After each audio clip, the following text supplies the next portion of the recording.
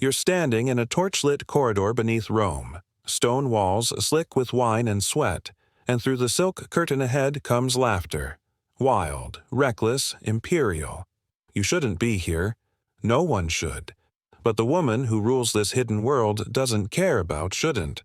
She only cares about more.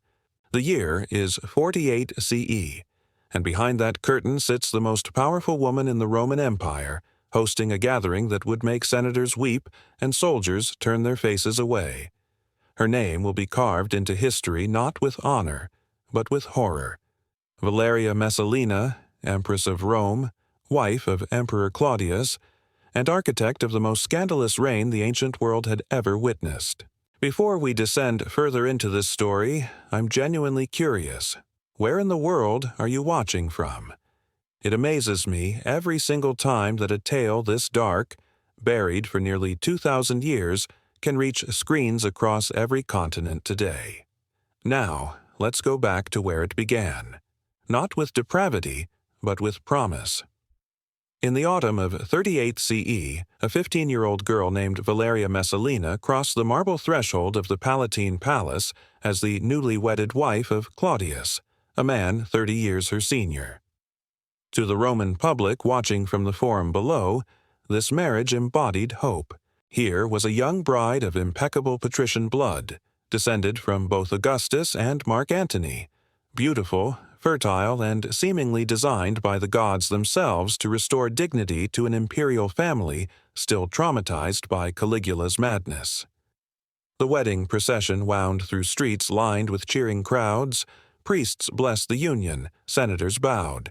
Rome exhaled with relief. Ancient sources describe Messalina as breathtaking. Golden hair that caught lamplight like amber, pale skin unmarked by labor, features so refined they seemed sculpted rather than born.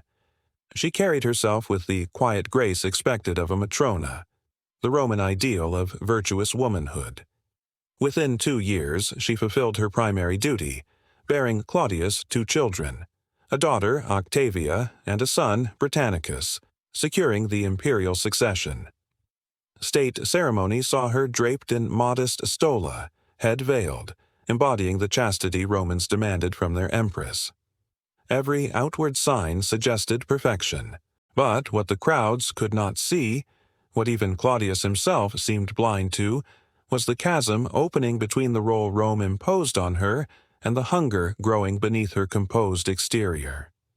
That gap, between expectation and desire, between the prison of virtue and the forbidden territories of vice, would become the engine of her destruction.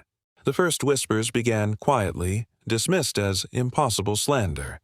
Could the Empress truly be slipping from the palace after dark, disguised in a cheap wig and commoner's cloak, making her way through the winding streets to the Subura, Rome's most notorious district, where brothels leaned against each other like drunken men and the air reeked of bodies and cheap incense? Tacitus, writing decades later with carefully measured outrage, claimed exactly that. He described Messalina entering a brothel under the working name Lysiska, she-wolf, and taking her place among common prostitutes, servicing clients until dawn broke over the Tiber. This wasn't desperation. She wanted for nothing. It was compulsion, twisted with calculation, the intoxicating thrill of becoming what Rome most despised while remaining what Rome most worshipped. Imagine the psychological vertigo. By day, presiding over state rituals with incense smoke curling toward the gods. By night, painted and perfumed, offering herself in rooms where senators' sons stumbled drunk through curtained doorways. Some accounts claim she even competed against Rome's most skilled courtesans, determined to prove she could outlast them all. One night, according to Pliny the Elder, a careful historian not prone to fantasy, she challenged a famous prostitute named Scylla to an endurance contest. Scylla collapsed after serving 25 clients. Messalina continued past 30, greeting dawn not with exhaustion, but with triumph. Why? Historians have wrestled with this question for 2 millennia. Was it insatiable lust, some biological hunger beyond control, or something colder and more strategic, a weapon forged from flesh and shame, because shame, Messalina discovered, could bind men more effectively than chains. Inside the palace, she transformed Claudius's court into theater. Picture the imperial banquets, golden platters heaped with dormice rolled in honey and poppy seed, wine flowing from amphorae stamped with Greek islands, couches arranged in careful hierarchy. Senators reclined in their togas, discussing grain shipments and Germanic tribes. Then Messalina would arrive, not as dignified hostess, but as ringmaster. She summoned gladiators fresh from the arena, their bodies still marked with sand and blood. She invited actors, dancers, and captives from distant provinces. She arranged spectacles that began as entertainment and descended into humiliation. Noble women found themselves coerced into degrading performances. Sons of senators were forced into compromising positions with rivals. Refusal meant ruin, property confiscated, positions stripped, sometimes bodies found floating in the Tiber with no questions asked.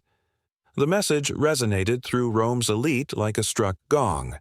The Empress does not accept denial. She began staging religious ceremonies in mockery of Venus and Bacchus. These started with proper ritual, priests in white robes, sacred formulas chanted in archaic Latin, then dissolved into orgies conducted under the guise of divine worship.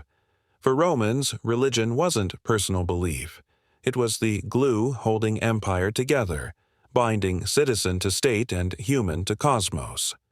By corrupting it, Messalina declared herself the only true divinity in that palace, not goddess of love, but of domination. Her targets cut across every rank. A military tribune who rejected her advances was accused of treason and executed within a week.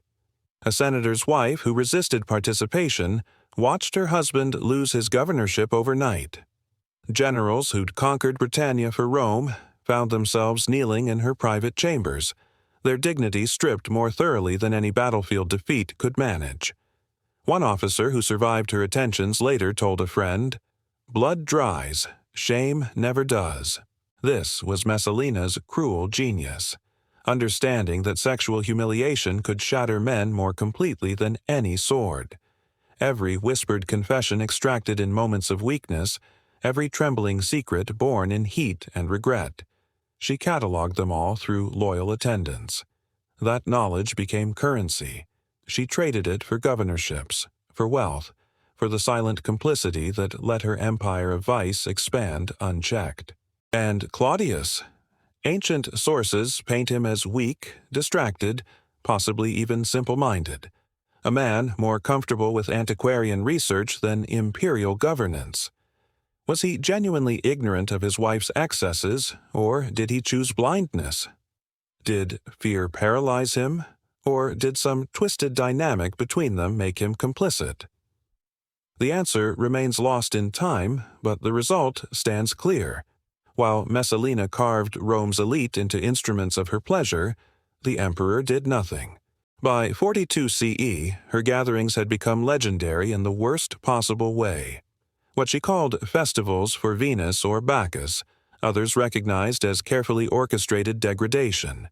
These events followed a pattern: solemn, beginning with incense and prayers, gradual introduction of wine and entertainment, then the sudden shift, curtains pulled back to reveal staged scenes that forced Rome's most powerful citizens to become performers in their own humiliation. Senators were paired with their bitterest enemies.